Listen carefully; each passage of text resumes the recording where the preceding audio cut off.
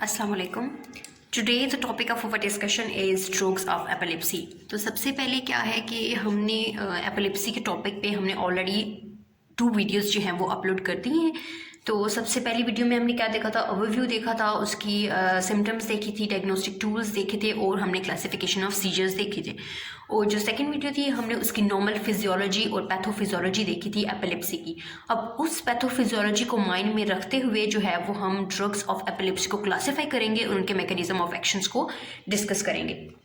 तो हमने line wise जो है स्टेप बाय स्टेप जो है वो हमने देखना है कि हमने किस किस पॉइंट पे हमने रिसेप्टर्स को ब्लॉक करना है और उनमें कौन सी ड्रग्स जो है वो हमारे पास वर्क करती हैं। तो सबसे पहले हमारे पास क्या होगा, पहली अप्रोच हमारे पास क्या है कि हमने जो है वो सोडियम चैनल्स को ब्लॉक करना है। सबसे पहले हमारे पास यही दिखाई दे रहे हैं कि हमारे पास जो है वो वोल्टेज गेटेड सोडियम चैनल्स हैं, उनको हम ब्लॉक करेंगे। अब उनको ब्लॉक कर देंगे हम, तो ये क्रॉस का साइन जो है वो हमारे पास शो कर रहा है कि सोडियम जो है वो अब अंदर ट्रांसपोर्ट नहीं हो रहा। तो अब ये जो हमारे पास सोडियम की ट्रांसपोर्ट को जो स्टॉप करेंगे, उनमें कौन कौन सी ड्रग्स आ जाती हैं उनको देख लेते हैं। तो सबसे पहले हमारे पास आ जाती है कार्बामेज़ेपिन। सबसे पहली है हमारे पास कार्बामेज़ेपिन, ऑक्साकार्बामेज़ेपिन, लेमोट्रिगिन।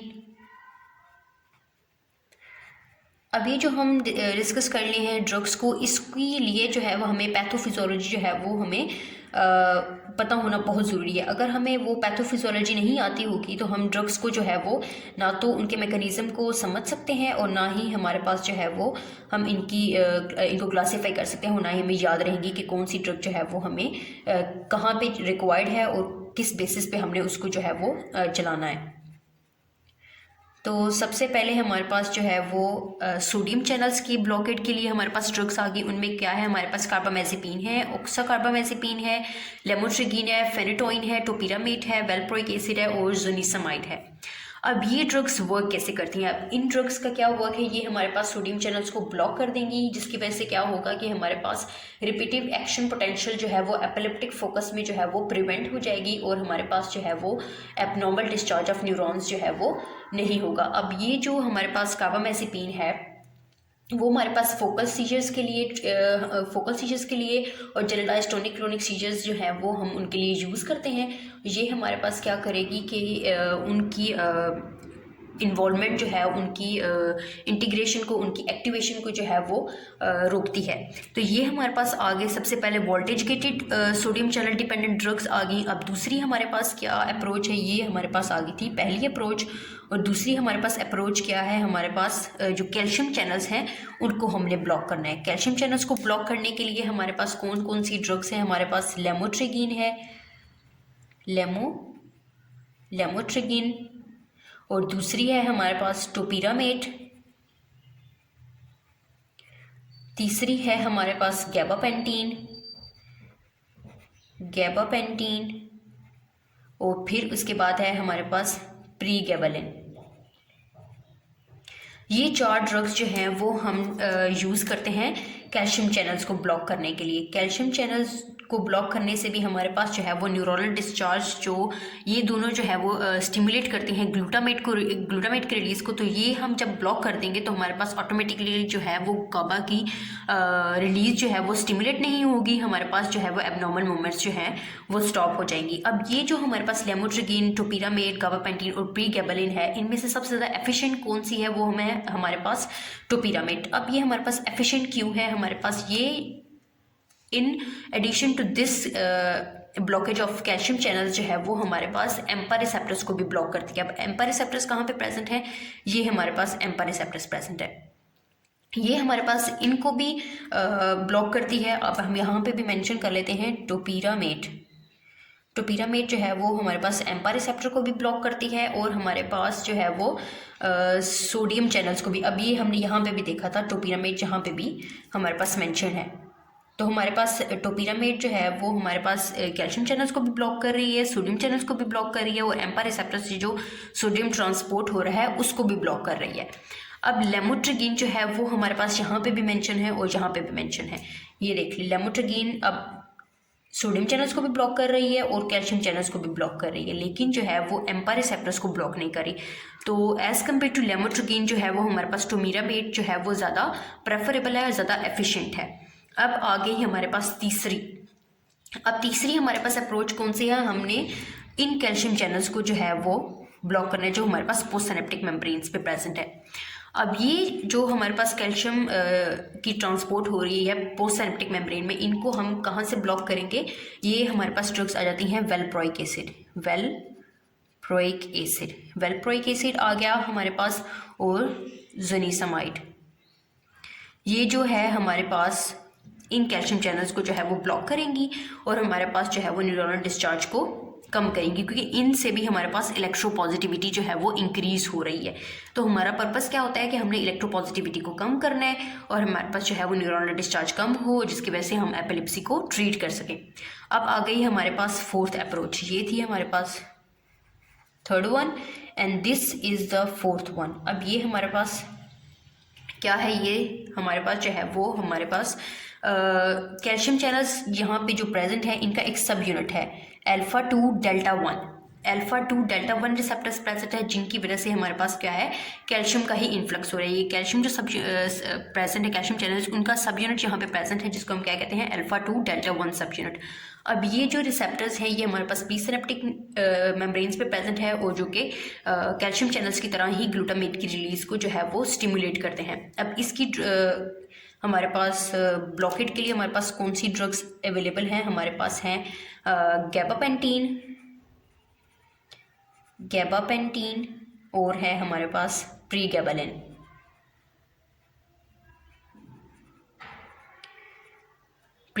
अब हमारे पास 4 हमारे पास जो है वो हो गई है हमारे पास क्लासेस। सबसे पहले sodium channels blockers, calcium channel blockers in post synaptic membrane. Fourth is the alpha 2 delta 1 receptor blockers. अब ये हमारे पास आ गई 4 हमारे पास क्लासेस। अब फिफ्थ क्या है हमारे पास NMDA रिसेप्टर ब्लॉकर। अब ये भी ब्लॉक हुआ है, ये भी ब्लॉक हुआ है, ये भी हमारे पास ब्लॉक हुआ है, और अब हमने किसको ब्लॉक करना है, NMDA रिसेप्टर को। ये हमारे पास कौन सी अप्रोच है, फिफ्थ अप्रोच। तो इसके लिए कौन सी ड्रग हमारे पास अवेलेबल है, हमारे पास NMDA के रिसेप्टर को ब्लॉक करने के लिए फेल्बामेट क्या है, हमारे पास NMDA रिसेप्टर ब्लॉकर है। अब ये भी रिसेप्टर जब ब्लॉक होगा तो हमारे पास कैल्शियम की ट्रांसपोर्ट जो है वो नहीं होगी और हमारे पास इलेक्ट्रोपॉजिटिविटी जो है वो कम हो जाएगी। अब फिर उसके बाद आ जाता है हमारे पास 6 अप्रोच। अब 6 अप्रोच हमारे पास यहाँ पे प्रेजेंट है।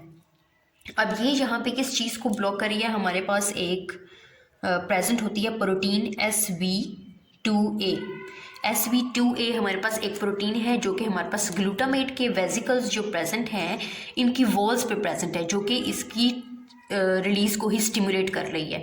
तो ये एक्चुअली एक हाइपोथेसिस ये भी है कि इनमें एक्चुअली ग्लूटामेट प्रेजेंट होता है। तो अब इस प्रोटीन की ब्लॉकेट के लिए हमारे पास कौन सी ड्रग अवेलेबल है, वो है हमारे पास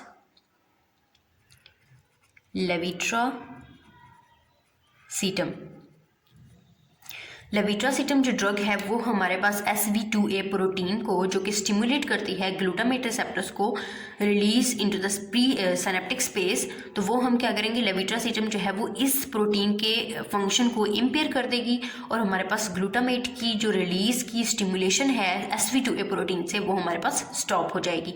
तो हमारे पास 6 अप्रोच भी आ गई है। अब हमारे पास 7th अप्रोच क्या है, हमारे पास गाबा ए रिसेप्टर्स हैं। अब ये जो हमारे पास गाबा प्रेजेंट थी, इसका क्या फंक्शन था कि इसने जो है इनहिबिटरी वर्क करना था, इनहिबिटरी है। अब अगर इसकी गाबा जो है वो कम हो गया है तो हमने वो ड्रग्स यूज़ करती हैं जो इसके फंक्शन को और इसकी एफिनिटी को, उसकी फ्रीक्वेंसी को जो है वो इन्हांस कर दें। तो सबसे पहले हमारे पास आ जाती हैं हमारे पास बेंजोडाज़ेपीन्स और बार्बिटोरेट्स। अब ये जो ड्रग्स हैं हमारे पास वो गाबा रिसेप्टर्स को एक तो उसकी एफिनिटी को इंक्रीज़ करती हैं और उसकी फ्रीक्वेंसी को इंक्रीज़ करती हैं, बार्बिटोरेट्स। अब ये बारबिटोरेट्स जो हैं इनकी एफिशिएंसी और इनकी एफिनिटी जब ज़्यादा होगी इन रिसेप्टर्स पे जो कि इसके ऊपर प्रेजेंट है प्री सिनेप्टिक मेम्ब्रेन पे, तो इसके थ्रू जो है वो कैल्शियम का जो इन्फ्लक्स है वो क्लोराइड का इन्फ्लक्स जो है वो ज़्यादा होगा। क्लोराइड का इन्फ्लक्स ज़्यादा होगा तो जो इलेक्ट्रोपॉजिटिविटी ज़्यादा हुई हुई थी वो उसको कंपेंसेट करके इलेक्ट्रोनेगेटिविटी में कन्वर्ट करेंगे, तो जिसकी वजह से हमारे पास एपिलेप्सी जो है वो कंट्रोल हो जाएगी। अब हमारे पास जो है वो हमारे पास सेवन्थ अप्रोच कौन सी थी, गाबा रिसेप्टर्स। सेवन्थ अप्रोच जो है वो हमारे पास, अब हमने इसको क्या करना था, इन्हांस करना था। तो ये हमारे पास जो है वो गाबा रिसेप्टर जो है वो इन्हांस हो गए बेंजोडाज़ेपिन और बारबिटोरेट्स की वजह से, जिसकी वजह से क्या है हमारे पास क्लोराइड का इन्फ्लक्स जो है पोस्ट सिनेप्टिक मेम्ब्रेन में ज़्यादा हुआ और हमारे पास इलेक्ट्रोनेगेटिविटी जो है वो कम, इलेक्ट्रोनेगेटिविटी ज़्यादा हुई, इलेक्ट्रोपॉजिटिविटी कम हो गई।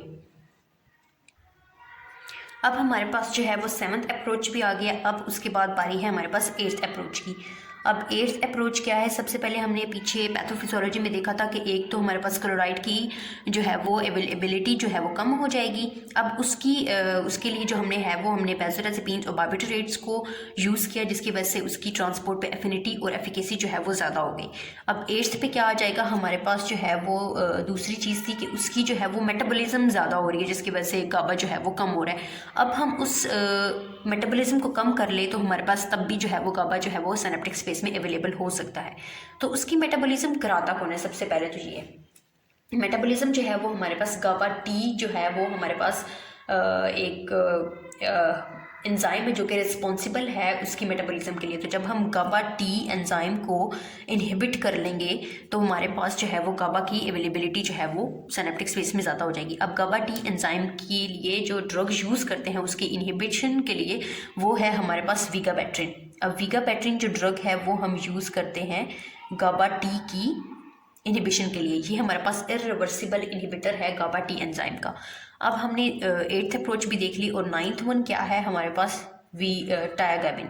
टायागैबिन का क्या फंक्शन है, अब हमने तीसरा देखा था कि उसकी रीअपटेक ज़्यादा हो रही है। अगर हम उसकी रीअपटेक को प्री सिनेप्टिक स्पेस में कम कर लेंगे तो हमारे पास क्या होगा, तब भी हमारे पास जो है वो गाबा की अवेलेबिलिटी ज़्यादा होगी। अब हम रीअपटेक को कम करने के लिए हम किसको यूज़ करते हैं, टायागाबिन ड्रग को। अब इस ड्रग का क्या काम है कि उसने जो है वो रीअपटेक को कम किया और इसकी अवेलेबिलिटी को ज़्यादा कर दिया। अब इन तीनों ड्रग्स ने क्या किया कि हमारे पास गाबा के एक्शन को इन्हांस कर दिया, जिसकी वजह से क्या है इलेक्ट्रोनेगेटिविटी क्रिएट होगी पोस्ट सिनेप्टिक मेम्ब्रेन में और हमारे पास जो है वो मूवमेंट जो है वो स्टॉप हो जाएगी, एबनॉर्मल मूवमेंट्स जो है वो कंट्रोल हो जाएंगी। अब ये सारे ड्रग्स की हमने अप्रोच देख ली है कि इसमें कौन कौन सी ड्रग्स कैसे कैसे जो है वो वर्क करती हैं। अब इनके एक तरह से मैकेनिज्म ऑफ एक्शंस भी हो गए, इनकी क्लासिफिकेशंस भी हो गई और हमारे पास हमने अप्रोचेस भी देख ली कि हम कौन कौन सी अप्रोच यूज़ करके एपिलेप्सी को ट्रीट कर सकते हैं। मुझे उम्मीद है कि आप सबको जो है वो इन ड्रग्स की समझ आ गई होगी। अब लास्ट बात ये है कि हमने इन ड्रग्स को चूज़ कैसे करना है। लाइक अगर हमारे पास कोई भी पेशेंट आता है तो हम कौन सी ड्रग को जो है वो चूज़ करेंगे, तो वो ड्रग्स की अवेलेबिलिटी, ड्रग की सिलेक्शन जो है वो हमारे पास किन फैक्टर्स पे डिपेंड करती है। वो हमारे पास एज पे, कोमोबिड मेडिकल जो है वो कंडीशंस पे, लाइफस्टाइल पे और पर्सनल प्रेफरेंस पे भी जो है वो हम चूज़ कर सकते हैं। और ड्रग की कॉस्ट और ड्रग इंटरेक्शंस जो है वो हमारे पास बहुत इंपॉर्टेंट है ड्रग की सिलेक्शन के लिए। लाइक अगर हमारे पास फोकल ऑनसेट सीजर्स को हमने ट्रीट करना है तो हमारे पास different set of medications involve है, जिनका प्राइमरी जो कि अगर हमने प्राइमरी जनरलाइज्ड सीजर्स को करनी है हमने ट्रीट, तो हमारे पास एक लिस्ट आ जाती है इफेक्टिव ड्रग्स की। और हमने टॉक्सिसिटी ऑफ ड्रग और जो हमने करेक्टरिस्टिक्स ऑफ पेशेंट हैं वो हमारे पास मेजर कंसिडरेशंस जो हैं वो है हमारे पास ड्रग की सिलेक्शन के लिए। तो हमने इन सारे फैक्टर्स को अपने माइंड में रख के हमने ड्रग चूज़ करनी है कि हमने उस ड्रग से जो है वो एपिलेप्सी को ट्रीट करना है। वन लास्ट थिंग जो हमारे पास रह गई थी वो हमारे पास हैं साइड इफ़ेक्ट्स। अब जो हमने पीछे ड्रग्स देख ली थी उनके हमने साइड इफ़ेक्ट्स, थोड़े से मैकेनिज्म ऑफ एक्शन तो हमने डिस्कस कर लिए थे और उनके एक्शंस जो हैं वो हमें ऑलरेडी मैकेनिज्म ऑफ एक्शन से ही हम प्रेडिक्ट हो जाएंगे। अगर हमें मैकेनिज्म ऑफ एक्शन बहुत अच्छे से आता है, हमारे पास उस डायग्राम का व्यू है हमारे माइंड में, तो हम खुद से भी लिख सकते हैं कि उनका क्या क्या फंक्शंस है, कहाँ पे वो एक्ट कर रही हैं और उनके क्या मैकेनिज्म ऑफ एक्शंस हैं। तो उसी तरह हम साइड इफ़ेक्ट्स को थोड़ा सा देख लेते हैं। लाइक हमने कार्बामेज़ेपिन और ऑक्सकार्बामेज़ेपिन जो हमने देखी थी सोडियम चैनल्स के लिए, उनके साइड इफ़ेक्ट्स क्या आ सकते हैं, वो है हाइपोनेट्रीमिया। हाइपोनेट्रीमिया ऑब्वियसली अब हमें नाम से शो हो रहा है, हाइपोनेट्रीमिया इन सोडियम चैनल्स को ब्लॉक कर रही थी, तो हाइपोनेट्रीमिया जो है वो सोडियम की साइड इफ़ेक्ट के तौर पे हमारे पास सोडियम की जो है वो अवेलेबिलिटी कम हो सकती है। दूसरी क्या है ड्रग विगाबैट्रिन जो हमने देखी थी, उसकी विगाबैट्रिन हमने कहाँ देखी थी, वो हमने देखी थी कि हमारे पास गाबा टी जो है वो एंजाइम जो कि मेटाबॉलिज्म करा रहा है उसके गाबा के रिसेप्टर गाबा इनहिबिटरी न्यूरोट्रांसमीटर को, वो उसकी जो है वो मेटाबॉलिज्म को स्टिमुलेट कर रहे थे। तो विगाबैट्रिन का साइड इफेक्ट क्या हो सकता है, हमारे पास ब्लड विजन आ सकती है। और तीसरी चीज़ क्या है, हमारे पास लेमोट्रिगिन और फेनेटॉइन जो हमारे पास ड्रग्स थी, उनसे हमें क्या हो सकता है, ब्लड विजन और हमारे पास हिर्सुटिज्म आ सकती है। हिर्सुटिज्म क्या होता है, हमारे पास वुमेन में जो है वो ज़्यादा ग्रोथ हो जाती है, एबनॉर्मल हेयर ग्रोथ आ जाती है स्किन पे कहीं भी। तो हमारे पास फेनेटॉइन का जो मेन सेलेक्टिव जो हमारे पास साइड इफेक्ट आया है क्या है, वो है हमारे पास जिंजिबल हाइपरप्लेजिया, गम्स की जो है वो ओवर ग्रोथ हो जाती है टीथ पे। और हमारे पास टोपिरामाइड और जिनिसिमाइड का हमारे पास साइड इफेक्ट क्या है, हमारे पास वेट लॉस हो जाता है। और फिर उसके बाद गैबापेंटीन और प्रीगैबलिन का क्या है, हेपेटोटॉक्सिसिटी हो जाती है और पेरिफेरल एडिमा हो जाता है। और वेल्प्रोइक एसिड का क्या है, हमारे पास हेपेटोटॉक्सिसिटी हो जाती है। और जो इसका यूज़ है लाइक वुमेन में और चिल्ड्रन बिलो एज 2 में हम उसको अवॉइड करेंगे कि उसमें जो है वो वेल्प्रोइक एसिड को जो है वो यूज़ ना करें। और फेल्पामेड का क्या आ जाता है कि ए प्लास्टिक एनीमिया हो जाता है इसमें। ये इनके हो गए हैं साइड इफ़ेक्ट्स।